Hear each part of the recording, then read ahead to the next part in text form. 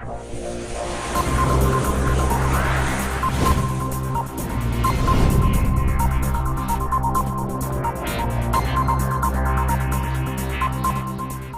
پہ تو اشتعال انگیزیاں بڑھ رہی ہیں، پھر اس سے پہلے بھی گزشتہ برس آپ نے دیکھا کہ پاکستان کی فضائی حدود کی خلاف ورزی کرتے ہوئے یہاں پر آ کر وہ اٹیک کر کے گئے۔ اس وقت بھارت کی جانب سے پاکستان کے دفاع اور سلامتی کو کیا آپ سمجھتے ہیں خطرہ بھی شدید ہے؟ اور اگر خطرہ ہے تو ہماری دفاعی تیاری جسے کہتے ہیں پروفیشنل پریپیئرڈنس، ہم کہاں تیار کھڑے ہیں اگر بھارت کی جانب سے کسی قسم کی کوئی مہم جوئی کی جاتی ہے پھر اور وہ سرجیکل سٹرائکس کی بات کرتا ہے، تو تھریٹ کا لیول کیا ہے اور ہماری طرف سے جواب اور وہ کتنا ہے؟ دیکھیں متین، آپ کا یہ بہت اچھا کویشچن ہے، ہم لوگوں کو یہ کلیئر ہونا چاہیے۔ دیکھیں انڈیا ایک بڑا ملک ہے جی، اور اس کی جہاں سٹرینتھ ہے آبادی کی اور بڑے ہونے کی، ریسورس کی، وہاں لائبلٹیز بھی ہیں۔ اس کی وجہ یہ ہے کہ اس کا بارڈر جو ہے وہ اگر ہمارا ان کے ساتھ 3300 کلومیٹر ہے تو ان کا 15000 کلومیٹر تو لینڈ بارڈر ہے اور 7000 کلومیٹر کوسٹ لائن بھی ہے۔ بہت طویل ہے، بہت طویل ہے۔ لیکن ان کو ایڈوانٹیج یہ ہے کہ وہ جو چائنا کو اپنا بڑا دشمن کہتے ہیں نا، تو چائنا کے آگے ایک دیوار ہے ہمالیہ کی۔ جی، تو ابھی انڈیا جب بھی ابھی پوری دنیا سے آم خریدتا ہے، اب نمبر 1 آلموسٹ بائر ہے، فرانس سے ہے، امریکہ سے ہے، پوری دنیا سے، اور بہانہ یہ ہوتا ہے کہ چین کے تھریٹ ہے اور چین کی بوگی کھڑے کرتے ہیں۔ تو میں نے کئی دفعہ کہا ہے کہ دیکھیں چین تو ہمالیہ سے کورڈ ہے، تو کیا یہ میکنائزڈ فارمیشن آپ ہمالیہ میں یوز کریں گے یہ تو ناممکن ہے بالکل، یا بنگلہ دیش کے دریاؤں میں چلیں گی، یا یہ ساری پاکستان کی اور ان کی ٹوٹل ڈپلائمنٹ کی اورینٹیشن بھی ہماری طرف ہے۔ لیکن آفٹر ہیونگ سیڈ دیٹ میں یہ کہتا ہوں کہ یہ خدا کا کرم ہے کہ پاکستان ایک چھوٹا ملک ضرور ہے، لیکن ہمیں اگر اوفینسو ڈیزائنز ہو نا ہمارے، تو ہمیں انڈیا سے 3 گنا بڑی فوج چاہیے۔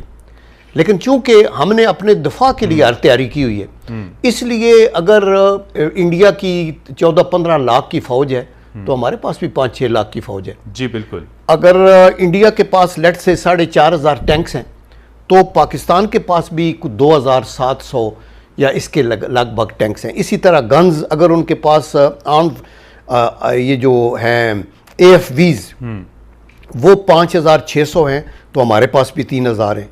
آرٹلری کے پیسز اگر 5000 ان کے پاس ہیں تو ہمارے پاس بھی 3700 ہیں۔ سو دیر فور ہم اللہ کے کرم سے ویل ایکوپڈ ہیں فار آور ڈیفنس۔ جی، ہماری نیوی کے اندر بھی آبویسلی ان کا مقابلہ نہیں کر سکتے چونکہ ان کے پاس تو 2 ایئر کرافٹ کیریئرز ہیں اور ان کا بڑا لمبا بارڈر ہے، لیکن ان کی کنسنٹریشن ہماری طرف، اور اسپیشلی ابھی سی پیک کی وجہ سے ہماری جو رسپانسبلٹی ہے وہ 1100 کلومیٹر ہماری جو کوسٹ لائن ہے اس کی اور زیادہ ایکسپینڈڈ ہے، جس پہ ہمیں اپنا اس کو کرنا پڑے گا۔ اسی طرح جو ایئر فورس ہے وہ اگر ان کے پاس کوئی 2200 جہاز ہیں تو ہمارے پاس 1143 ہیں۔ ابھی وہ اور ماڈرنائز کرنا چاہتے ہیں۔ پاکستان کو بھی اس تھریٹ کو، ہم بالکل انٹرسٹڈ نہیں تھے کہ آرمز ریس میں جائیں، ہم بالکل انٹرسٹڈ نہیں تھے کہ ہم نیوکلیئر کیپیبلٹی حاصل کریں، میزائل کریں، یہ سب کچھ جو ہے مجبوراً کرنا پڑا ہمیں اپنے دفاع اور سلامتی کے لیے، کہ جو ہی بھارت جو ایکشن لیتا تھا جواباً پاکستان کو وہ چیز کرنی پڑتی تھی۔ یہی ہوا، پہلے ہندوستان نے ایٹمی تجربے کیے اور پاکستان نے بعد میں کیے۔ جی، اور ہم نے انڈیا کو یہ آفر بھی کیا تھا کہ ساؤتھ ایشیا جو ہے اس کو نیوکلیئر فری زون بنا سکتے ہیں، لیکن انہوں نے یہ بھی نہیں ایکسیپٹ کیا، اور ان کے اندر ایک کیڑا ہے، اور میں یہ سمجھتا ہوں کہ ان کو اٹس اے کمپلیکسڈ لیڈرشپ وہاں، جس کو ایک احساس کم تری ہے، ورنہ انڈیا اور پاکستان 2 مختلف ملک ہیں، آزادی کے ساتھ رہیں، یو این کے چارٹر کے مطابق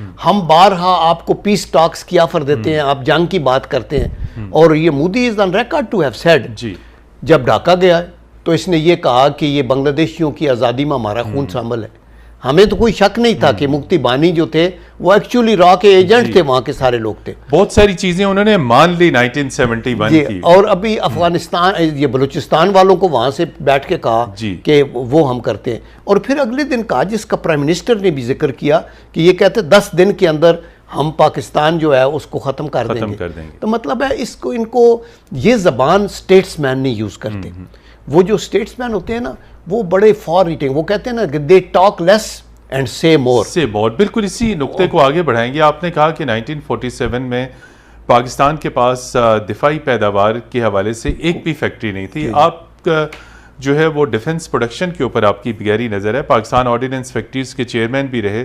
اس وقت پاکستان کی دفاعی پیداوار کی صلاحیت اور استعداد دونوں چیزیں بتائیے گا, وہ کہاں کھڑی ہے؟ ہماری ڈیفنس پروڈکشن کا سیکٹر کہاں کھڑا ہے؟ دیکھیے اللہ کا یہ بڑا کرم ہے. پہلی ہماری پریارٹی تو یہ تھی کہ ہم ملک کے اندر وہ چیزیں بنائیں جو ہماری فوج کی ضرورت ہے. جی, پاکستان آرمی کی جو ضرورت ہے, جو 6 لاکھ کی فوج ہے, تو ایئر فورس بھی ہے, نیوی بھی ہے, تو ہم جب باہر سے چیزیں منگائیں گے تو ہمیں فارن ایکسچینج دینا پڑے گا. تو آپ دیکھیں کہ ہم نے پیمنٹ ہوگی, تو اللہ کے کرم سے ہم نے کوئی 70-80% جو اپنی ریکوائرمنٹ ہے ٹیکٹیکل ویپنز فار ڈیفنس, وہ ہم نے اپنے طور کے اوپر بہترین تیار ہی نہیں کیے بلکہ ایکسپورٹ کرنے کی بھی صلاحیت ہم اپنے طور پہ رکھتے ہیں. اس وقت متین دنیا کے اندر یہ جو ڈیفنس پروڈکشن ہے نا, یہ ایک بڑی لیوکریٹو منی میکنگ کنسرن بھی ہے.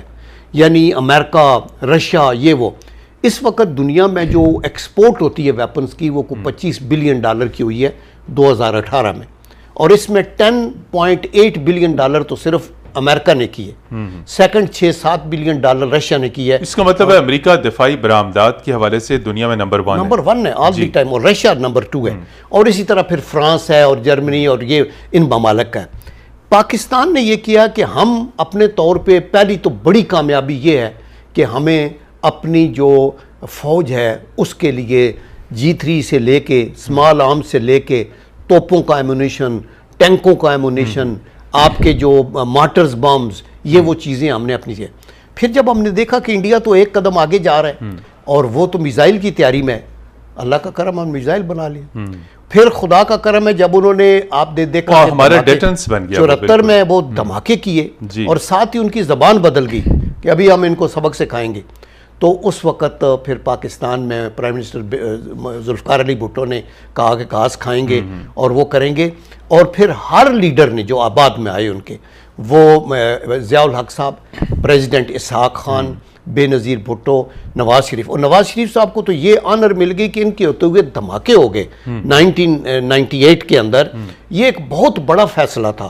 کہ اسی کے اوپر ایک ہمیشہ سے یہ کہا جاتا ہے کہ اگر ڈیسیجن اس وقت کے پرائم منسٹر نے کیا اور شروع سے ہماری نیوکلیئر فیسلٹیز ریڈی تھیں, تو کیا ماضی کے حکمران مختلف اوقات میں کیا اس کے اوپر سمجھوتا کرتے رہے؟ ہم نے پہلے نیوکلیئر ٹیسٹ کیوں نہیں کر لیے؟ ہندوستان نے جب کیے تو اس کے بعد پاکستان کو ایک طویل وقت کیوں لگا؟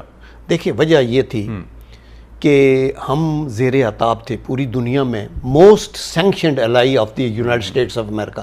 آپ کو پتہ ہے نا, ہم نے سوویت بیٹل یہ حصہ لیا, اس کے بعد انہوں نے ہمیں پریسلر امینڈمنٹ لگا دی. اس سے پہلے تمام طرح کی پابندیاں لگ گئی تھی, سائمنگٹن, گلین, اور پھر یہ پریسلر لگا دی. تو ہمارے پاس کوئی ایسا آپشن نہیں تھا. That is the reason Zia الحق بھی لائی لو رہے لیکن تیاری پوری کرتے رہے, کسی کی نہیں سنی. ہر حاکم نے کمپرومائز نہیں کیا. وہ سول تھا, جوہری پروگرام پہ کسی بھی لیڈر نے کمپرومائز نہیں کیا, وہ ملٹری کا ہو یا سول کا ہو. مجھے 3 سال ملے بے نظیر بھٹو صاحبہ کے ساتھ ایز اے ملٹری سیکرٹری, کام معین قریشی صاحب کے ساتھ تھا میں. ہر موقع کے اوپر ہر کسی نے پورا وہ اللہ کے کرم سے کیا. یہ بے نظیر بھٹو کے ساتھ آپ ملٹری سیکرٹری کے طور پہ رہے, ان کے ساتھ آپ مذاکرات نیگوسیشنز میں رہے. کہیں آپ نے دیکھا کہ کسی بھی وقت پاکستان کے دفاع کے اعتبار سے امریکہ کا دباؤ سامنے وہ لے لیتی تھیں یا وہ نہیں دباؤ لیتی؟ دیکھیں ہم 95 میں گئے امریکہ, بل کلنٹن سے ملاقات تھی, تو ہمارے F-16 کے ہم نے پیسے دیے ہوئے تھے 28. وہ ایشو وہاں پہ بات چیت میں آیا. بات چیت میں ہم نے زوردار طریقے سے پرائم منسٹر نے کہا کہ جی, تو Bill Clinton was so help less, he said Congress نہیں مانتی, اور یہاں ہمیں پتا تھا یہودیوں کا بھی اور ہندوؤں کا بھی زور ہے, بہت اثر و رسوخ ہوتا ہے. اس نے کہا تھا نہ صرف یہ کہ ہم یہ ابھی آپ کو دے نہیں سکتے, پیسے آپ نے دیے ہوئے ہیں, بلکہ آپ کے اوپر یہ جو ہینگرز جن میں ہم نے کھڑے کیے ہیں ان کا کرایہ بھی آپ کو دینا پڑے گا. اور تو یہ بڑا ہیوملیٹنگ تھا. بعد میں اللہ کا کرم ہے, اسحاق ڈار صاحب اور یہ میاں نواز شریف صاحب جب گئے دوبارہ تو انہوں نے زوردار طریقے سے یہ بات کرا کے تو وہ ریلیز ہو گئے. تو اس لیے بین الاقوامی پریشر ویسے یہ ریلیز ہوئے تھے شاید جنرل مشرف کے دور میں جا کے ہوئے تھے جی, لیکن پہلے اس سے ایفرٹس ہوتی رہی اور پھر ایک وقت انہوں نے ہمیں آپشن دی کہ آپ ٹرکی سے لے لیں. دشمن کو کمزور نہیں سمجھنا چاہیے اور ہمیں اپنی طہارت اور اپنی اسٹرینتھ کو ویکنیسز کو آئیڈینٹیفائی کر کے ان کو اوور کم کرنا چاہیے.